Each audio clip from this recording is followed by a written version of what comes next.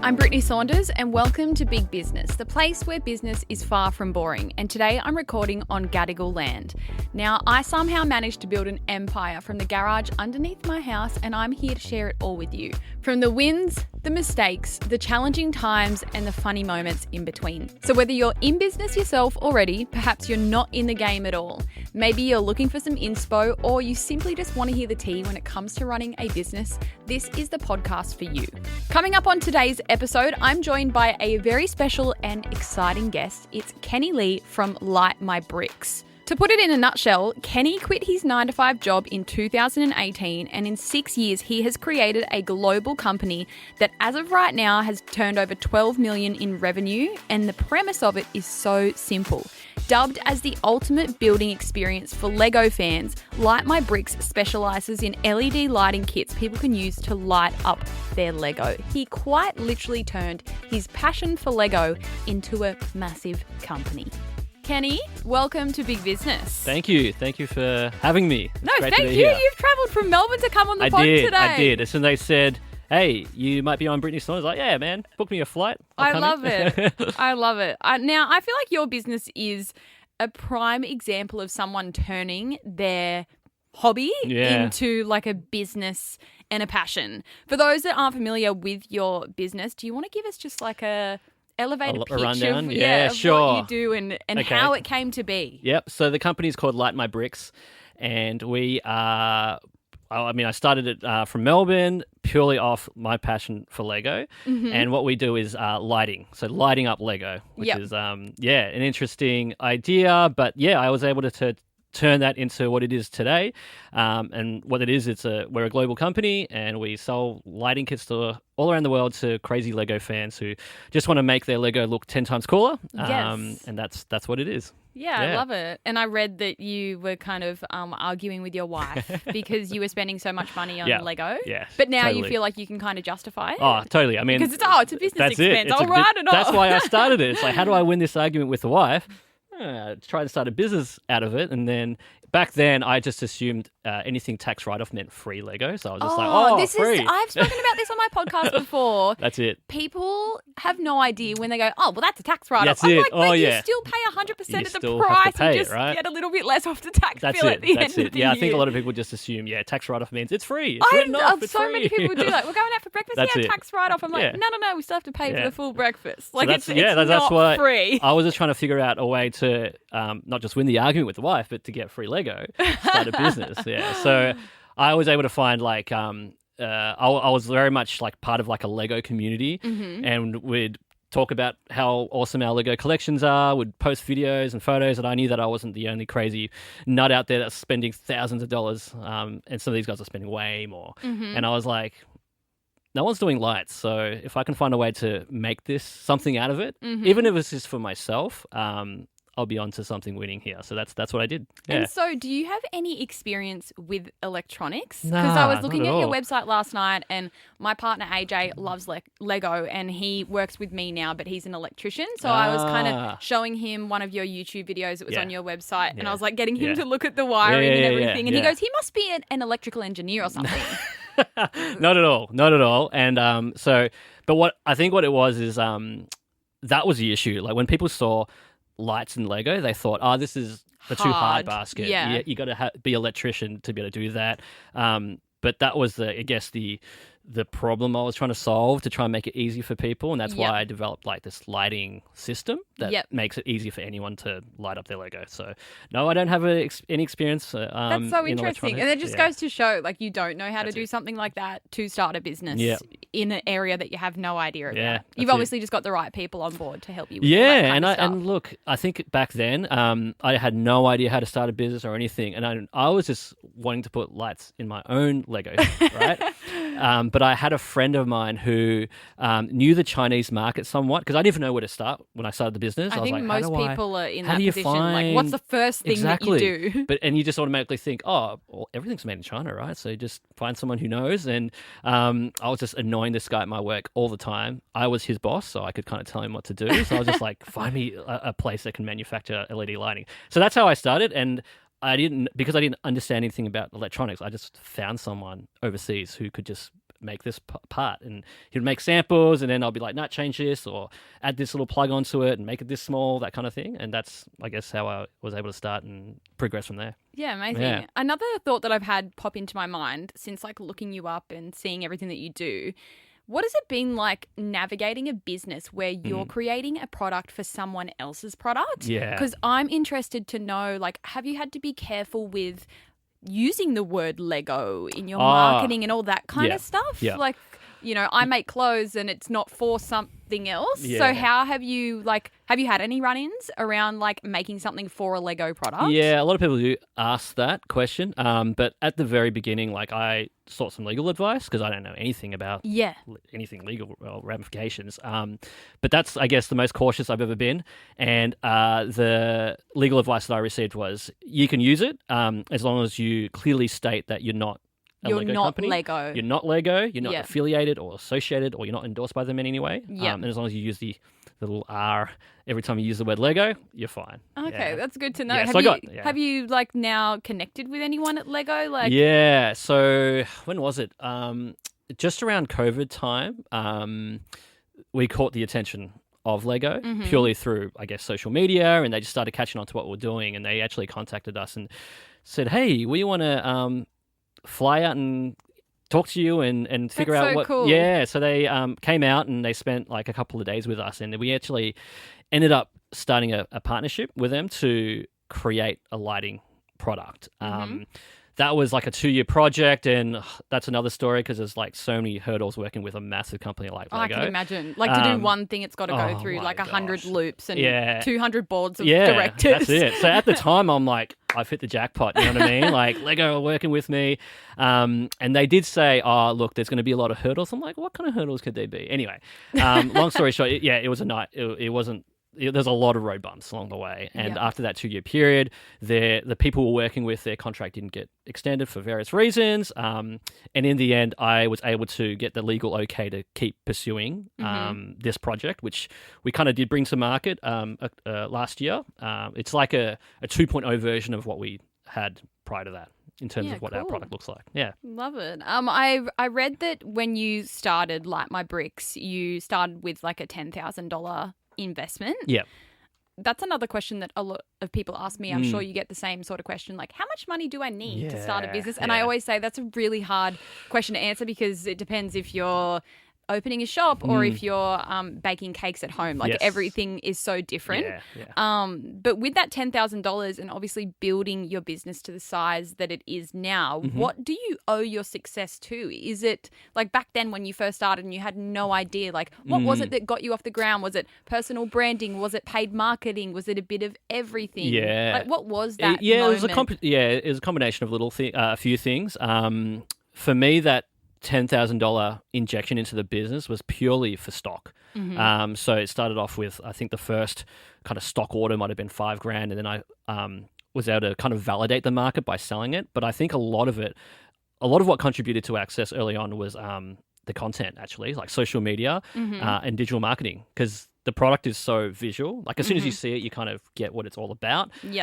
So for me, it was all about like raising awareness online through, Instagram and Facebook, and just getting the product in front of other people who see it and they, oh, how did you do that? Or, oh, where can I buy that? And that's what really drove the success. So lots of products, and with the products was constant images, videos, how-tos, all that kind of stuff. And I think that's what really pushed us forward. And then when I started learning about like paid ads, that was what really, started pushing it out to more people. So I think a lot of it definitely is not just the product, but a lot of it was digital marketing. Yeah. I love it. What would be your advice to anyone who is starting a business and they're too scared when it comes to like creating content about their product, which I think is something that everyone will go through at some stage, especially if they haven't built a personal brand. Yeah. Like what's your advice to those that are just getting started? Maybe they've got a product that is visual and you can show it off.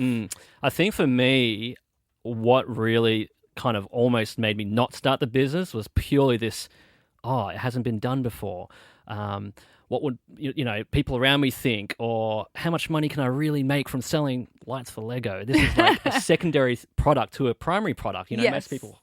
And my advice to that was to not look for validation, because the chances are the more unique your idea is, no one else is probably doing it, and that's even better. So that's kind of like this, I guess, a mindset of leaning into that passion and breaking out of this mold or a box that society has placed you on, placed upon you.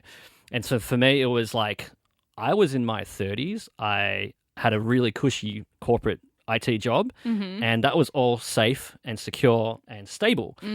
Starting a business when you're in your 30s, I had 2 kids, I had a mortgage to pay. Like, this was all in this whole the no-go and the no-go zone, the irresponsible zone. So for me, it was like, that almost maybe not start. Don't throw your job away. Exactly. You've got good career progression, you've got a mortgage to pay, all this kind of thing, let alone you want to start a business based on Lego and lights. So for me, it was more just like, being so into what I was doing and understanding that I was actually really providing value or fixing this problem that other people wanted to light up their Lego, they couldn't. It was combining my passion for Lego and then understanding that all these things that are stopping me from starting is not fact. It's all, what society's saying. Yes. And then, and it's all in your head. That's it. Yeah. So had I not had done that, I wouldn't be here today. Exactly right. We love a saying that we say all the time on the pod, do it scared. Yeah. Yeah. Even if you want to do something and you're scared, you can still do it when you're scared. And don't be afraid to fuck up. Yeah. For me, it was like, how much have you learnt from the mistakes you make? And a lot of people are so scared to start because they're scared of making a mistake, or they're scared of losing money, or they're scared of, I don't know, failing, what their friends and family will say. But I genuinely think from my experience that business is just continually making mistakes and learning better for next time. No one starts out knowing what they're doing. Everyone is clueless. Even now, like where I am today, 7 years into my business, I'm still just figuring this shit out. I say to my staff all the time, like, I'm still figuring this out as well. We're all figuring this out together. And I think it's just embracing that. I'm sure when you started, like, you would have had people, or you would have had this fear of like what your family or your friends around you are thinking or saying, because you're going all in on this business. And they're like, what are you doing? Exactly. They don't even understand what you're trying to do. That's it. And they will never understand it, and being okay with that. Yeah. Because obviously when you're right into your business, you are kind of sacrificing social events or family time or whatever it is, and being okay with them thinking that rather than constantly battling to convince them. Do you know what I mean? That was, what I found. I think as well, when a lot of people start a business, they look to their friends and family as their first customers. I always say to people, and I have people DM me, like, about their friends and family and not supporting their business as much. And my advice to anyone, especially if you're getting started, is if you're wanting to build a genuine brand, think beyond your friends and family. That's it. Like, yes, they'll support you initially. Yeah. But like, as for us, I would never expect our friends and family to support my business. I've got to think beyond that. Yeah. And so does everyone when they're starting a business, because otherwise you're like keeping that customer base really small. Yeah. And not just that, it's, I think, understanding that you as an entrepreneur, you almost have a different mind. Your brain works differently, and so you can't expect others around you to completely understand and to always be completely on board, because this is out of the ordinary for them. It's different. It is. And not just that, I think sometimes the people around you aren't used to that, and it also could be a reflection on them as well, and that's okay. Everyone's different. 100%. And just being okay with that. I love it. Yeah. I loved that you said that, like, most of your customers are grown-ups. That's it. I think a lot of people, when they hear about what we do, like my bricks and Lego, they think, oh, my kids would love that. My nephews and nieces or children, kids, and would love your product. But it's actually, our market is actually grown-ups who love Lego. I would be interested to know the stats from Lego's standpoint, like how much of their customer base is like adults versus kids. It's changed so dramatically in the last, I would say, since COVID started. Yes. Prior to that, I mean, I started the business 8 years ago, so there were adult, I guess, targeted sets, but they were still very much packaged as a kid's toy. Yeah. We're talking like, sets that are like maybe $200, $300, right? But they still look like it's kid's toy. Fast forward to today, if you went to a Lego store, you'll see like half the section of Lego all in black boxes with 18 plus in it. Yeah. And they all have like really these massive sets. We're talking like $1,500 for a Lego set, right? Mm-hmm. And this is aimed at adults because one, adults have that disposable income, whereas kids don't, and two, like adults love nostalgia. They love, like things that they wish they had when they were young, but they probably didn't have the luxury to afford these kind of things. Yeah. As they're older, they're like, holy shit, this Ghostbusters vehicle is what I would have dreamt of when I was a kid. Now I can afford it. So Lego are just constantly bringing out these new sets targeted at adults. And It's very clever. And we do love nostalgic things. Like just before when you walked in, we were talking about dial-up internet. Yeah. Like we're always like reminiscing on stuff that we loved when we were kids. Well, that could be a cool Lego set anyway. But for us, like my bricks, it's like that's our target customer because it's for those who love to build and display Lego, not so much kids who love to build and destroy and just leave it all over the carpet kind of thing. Yeah. Our customers are the ones who build and display, and they love to display. They have that pride in display, therefore want to find ways to make it look even better with lights. Yeah.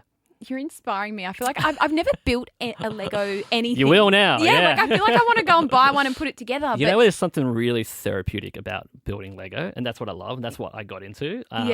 I'm not that crazy creative person in terms of like building and going on Lego Masters. Like everyone says, oh, you should go on Lego Masters. But have you ever gotten in contact with them though about like your lights and your business? Yeah. So for the very first season, their challenge designer like bought a shit ton of like products from us. Oh, that's cool. But they couldn't say anything because Lego are so pure to their brand. They would never want to dilute it in any way. So they did use it in the first season, but our products are very like more consumer home based. They weren't fit for like studio lighting. Massive. Yeah.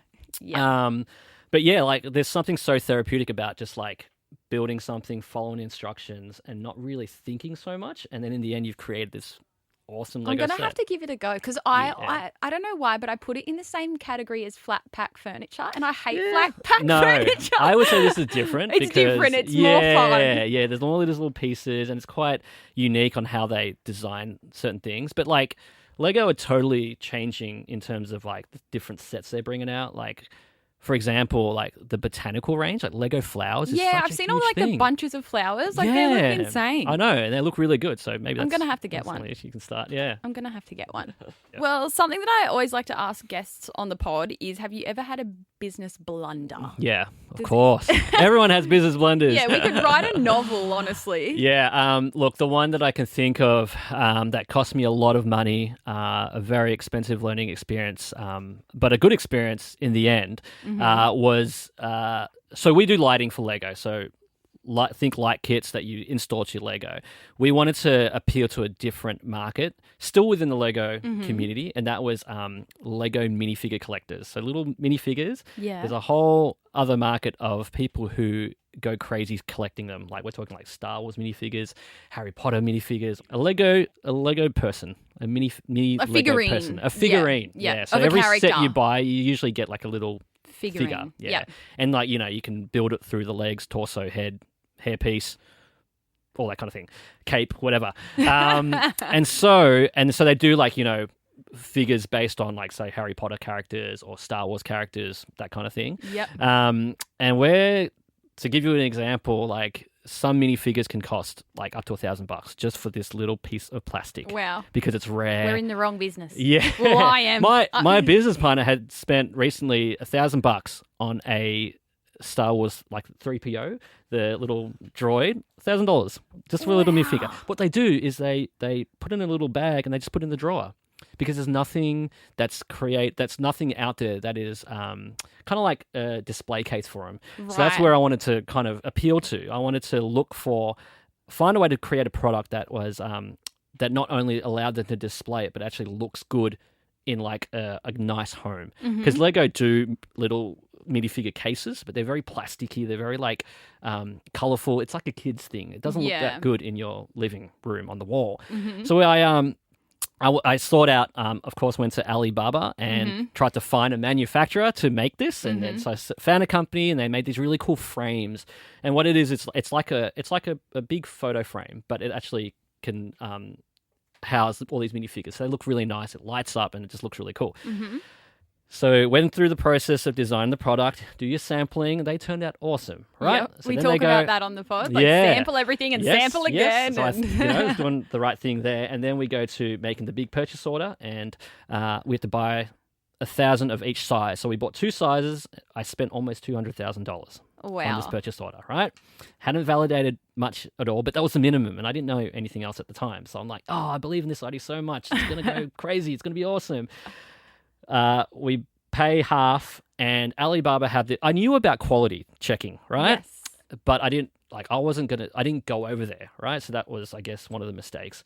I paid for like a third party to go in and do your quality checking. Control, which to everyone listening, like that's something that you can do additional. Yeah. Because I think, is it traditionally they might check like 20% of the stock? Yeah, so they did 1 in 5, I think. Yeah, but so then you can have like a company go and quality check more. And that's like, when you buy a hat and there's like a little sticker on the inside that says QC, it's like a silver sticker. Yeah. That means it's being quality controlled. Other than that, or someone's just stuck a sticker on it. All that. Which is, in this case, I think this is what kind of happened. So I thought, surely if it's a third party, everything will be fine. So they QC'd it. They gave me a certificate saying this has been quality inspected. We wait 2 months for it to come via sea. We get it. Meanwhile, we had done a campaign. We had pre-sold a lot of these units, and we had like our partners who had bought a lot of them to sell in their stores. Where they arrive, we didn't check it because it's been QC'd, right? So we started shipping them out.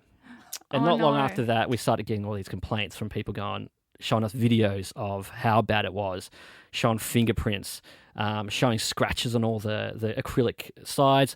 Parts of the LED lighting was like falling off. It was a nightmare. I'm like, surely this must just have been a transit issue. We started opening up one by one, and we're like, holy shit, this one here's got fingerprints everywhere. It's like someone ate, and I used to make this joke. I can make a joke now, but we found crumbs. It's like someone had ate fish and chips and then started assembling the units. It was that bad. No. And so I remember having to get everyone in my family to come in and open all of them. I remember Sam back in the day, he came and we actually had to open every single unit. Yeah. But what was so frustrating is it was not all of them were bad. Like it was maybe 1 in 5 that were good, but we had to check every single one of them. Yeah. On top of that, the 1 in 5 that were good that we sent out to customers, by the time we actually reached them, and they could be anywhere around the world, they received it, they opened it up, and like parts had fallen off, and we started having to give refunds, and it was a nightmare. On top of that, 2,000 of these big frames takes up a lot of space. Yes. I bought a forklift. I bought all this like pallet racking just to house them. In the end, it was just a nightmare. And this company was based in China, so when we tried to take legal action, that was a whole other battle. Yes. It was so stressful for me because everything was now focused on this rather than the actual business. Yes. We were losing money. We were losing our reputation. And in the end, like we did go through like a really long kind of legal proceeding. We did get back a little bit of money. In the end, it was like 20 grand as opposed to 200. But that was a very, very expensive business blunder. But I did learn a hell of a lot from it. You live and you learn. Did you have to do anything for your community? Like, did you put out any posts or anything to say no, because it was happened? quite early on. It was very early on that we kind of came across this issue, so we were able to kind of just work individually with the customers and the wholesalers, offering them refunds, offering them new units. But we did validate that people do want this product. Yeah.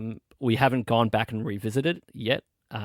And it's not just, one of those things because you can be so turned off by something like that, and then gosh. it can make you not want to go back again, even though you know it's a really good idea and you know people wanted it because you did a pre-order and you sold so many prior. It can really damage you and make you not want to go there. It can exhaust you mentally, and in the end, you're just like putting everything into this little, not little, but this situation, taking you away from the business and taking away from actually growing the business. So expensive mistake, which we've learned a hell of a lot from. So I guess to others out there who are starting that, be careful, vet your process properly, even if it means flying over, if it's an overseas manufacturer, flying over to validate it and just treat it like it's everything. I put too much trust in the Alibaba process, which I shouldn't have.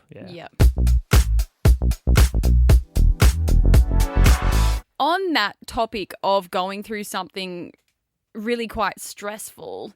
I think a great question for me to ask you on that is, like, how did you manage something like that? Because I think it's very easy when you're the business owner and you're trying to do all the other things. When something does go wrong, it doesn't matter how small or big it is. I know for me personally, I find, even if it's like the tiniest problem I'm dealing with in my business, I find it really hard to let go of that. And then I'm staying up at night thinking about it, and then you can't sleep and you're stressing. And then, like you said, you kind of forget about the business and it all becomes about this one problem, no matter how big or small. What is it that you do, like learning from that, to kind of mentally deal with dealing with those stresses and still like focusing on your business at the end of the day? I think acceptance that you have fucked up is a big thing, and just changing your attitude around it, because there's one thing for you to have an issue, but then if you choose to constantly dwell on that, it's just going to send you down a rabbit hole where you're just putting everything into it, taking away your focus. It's kind of like embracing that fuck up, embracing that issue that you've had front on, and saying, okay, it's happened. What can I learn from it? And then turn that negative into a positive. I think that's really important. And just, evolve from it, learn from it, and turn that focus away from just dwelling on that negative and focusing forward. I definitely find that a lot of business is mindset. Oh, and 100%, I'm not like a woo-woo kind of person. Neither am I. I'm not, but when you stop and think about it, like business is quite like spiritual, and it's massively like a mindset thing, even if you're not into that kind of stuff. It is. It's Definitely. like mind over matter a lot of the time. Yeah. Well, looking back at it now, that's my whole kind of like outlook in a lot of, not just business, but personally. It's all about the mindset of challenging why you're thinking a certain thing, and then challenging that to question, why not me, or why can't I do this, and then just being able to, I guess, break out of this mold again, and then taking that on, like full on kind of thing. Yeah, absolutely. Yeah. So I'm really interested to hear from you. Like, I've taken this personal branding journey in the last 12 to 24 months and seeing the importance of getting out there and, almost being the face of the company, sharing the story and building that kind of relationship with your customers so that they can relate to you. Like, I'm keen to hear about why you chose to do it and how that's, I guess, related to you, or how that's translated to your audience. Yeah. So my story is almost backwards to a lot of other people's, because you see business owners start a business because they want to start a business, then they learn about personal branding. And so like they start the business first and then they start building the personal brand, whereas my journey has been completely the other way. So for me, I started a personal brand before I even knew what that word or that saying meant, because I started making YouTube videos in high school when Instagram wasn't a thing, none of that. So for me, my personal brand journey has been super organic, because for years I just made like fun little videos in high school, and then this Instagram app came out, and then I was like, oh, everyone come follow me on this cool new photo app, because like, and they've got cool filters, like that's what Instagram was back then. Did you find that, like, I guess your audience before you started the brand is the same audience that you created the brand for? I mean, the company for?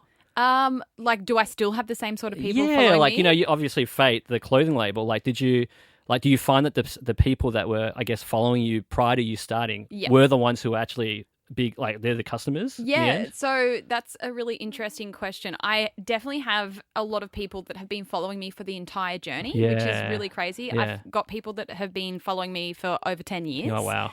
And they've seen me go through every phase in my life, like from teen to where I am now, which is really cool. And I know when I launched Fate, I had a big audience because I'd built the YouTube channel, I'd built the Instagram. And so I obviously knew, and I tried a lot of other businesses before Fate. Like I'm sure a lot of other business owners, like it's not always your first rodeo. But when I launched Fate, that's when I had that big audience across YouTube and Instagram. So I thought, of course, I've got potential customers here. And it's been interesting to see, because you hear so much about, influencers starting brands, and there's often like a negative kind of, I don't know, a negative connotation, like, oh, another influencer starting a brand kind of thing. One. But it's been interesting to see that, yes, having a personal brand will tie that really close connection between yourself and the customers. But it's also been cool for me to see Fate kind of grow on its own as well. Maybe it's more so through like our paid ads and everything where we're getting those new customers that have no idea who we are. But you hear so much about personal branding nowadays, and I think especially with the rise of TikTok, it's becoming more and more massive. Yeah, founder content, staff content, like it's becoming bigger and bigger. Yeah. And I just think now I wouldn't have a clue how to start a business without the personal brand side of it. Yeah. Like it amazes me that people can start businesses now and they never do the owner-founded content because that's all I've ever done. It's like an unlock for me. Yeah. And I think what I love about what you do is it's that journey sharing. Yes. And that's what people love. And so that's like, part of my personal branding like journey is all about sharing it with people so they can actually relate to it and see that I'm not someone who, is saying that I've done it all. It's all that growth kind of journey. And that's what I think I'm genuinely interested in hearing and learning about other people that's going through that as well. Yes. And then building that, I guess, relationship where people want to learn and they relate to you and they just find interesting, even the good and the bad kind of thing that's going through your business. And I always say to people, and people's fears around starting making content is like, oh, I'm too scared. Or again, back to what we were talking about at the start, like I'm scared what my friends and family will say. Yeah. I just say like post the content anyway. Yeah. And when I started Fate and like when you started your business too, like we didn't have TikTok or anything like that. Yeah. Small business TikTok is like more popular than ever now. Yeah. Even if it's something as simple as, hey, I'm setting up my Dymo label printer today. I'm going to do a video trying to figure it out. Like you can make content out of the most basic thing. And people love following that journey. Even if you're starting it in your spare bedroom, people love seeing that shit. I find it so interesting, like you make a piece of content and you put everything into it, you spend so long on it and it just flops.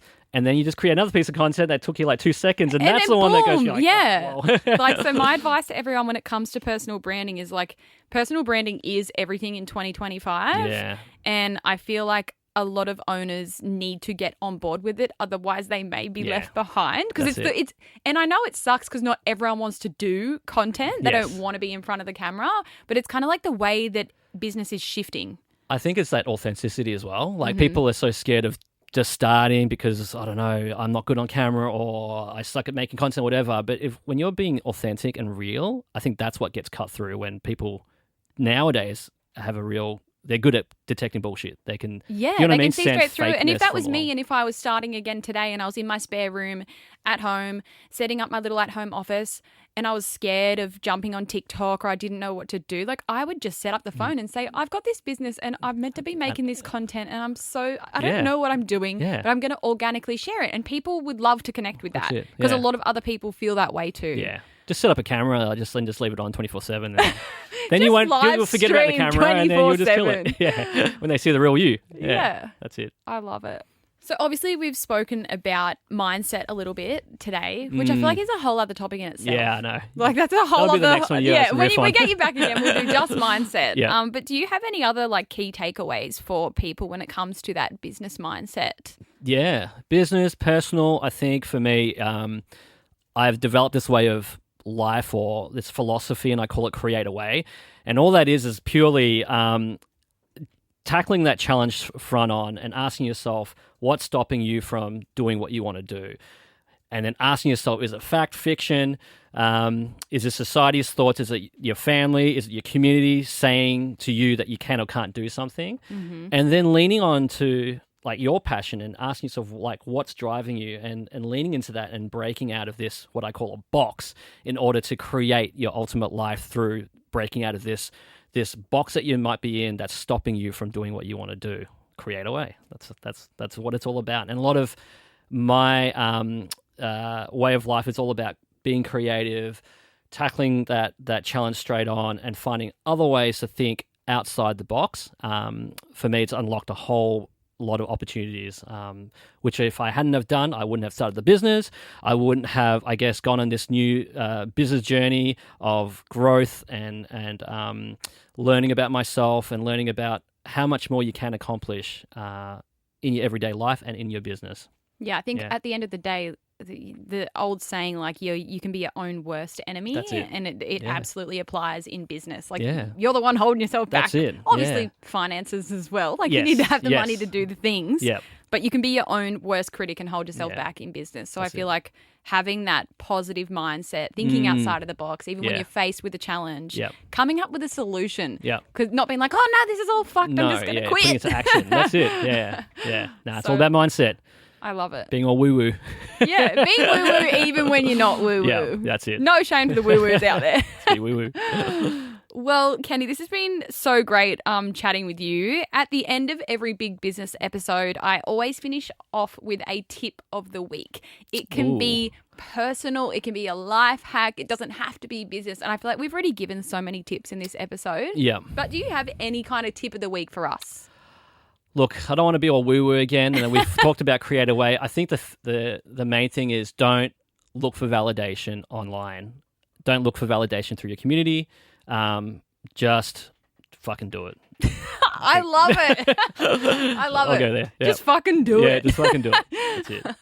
I love it. Well, where can everyone find you and Yep. your business? Which, by the way, I was meant to ask as well today. Like, are you all online? Like, is all of your products just Yeah, online? Is it in primarily. any stores anywhere? Like any We of your do stockists? have a number of like brick and mortar stores of independent Lego sellers that carry our product, but mainly online is the easiest, probably the fastest. Like a lot of other e-com brands out there, online is where you can find us. So that's likemybricks.com.au. But if you're just keen to follow my journey, it's primarily on Instagram at Kenny Be Like Water. It's my handle, which is like a Bruce Lee reference, which is another conversation. But that's how you can find me. Kenny Be Like Water. Oh, I love it. Well, thank you so much for coming all the way to Sydney today to be on the All the way. It phone. was like an hour. Yeah, it's not really just that a far. stone throw away kind of thing. And that's Yeah. you just fucking doing it. Yeah, just fucking doing it. That's it. I love it. Well, thank you so much. No worries again. at all. Thank you.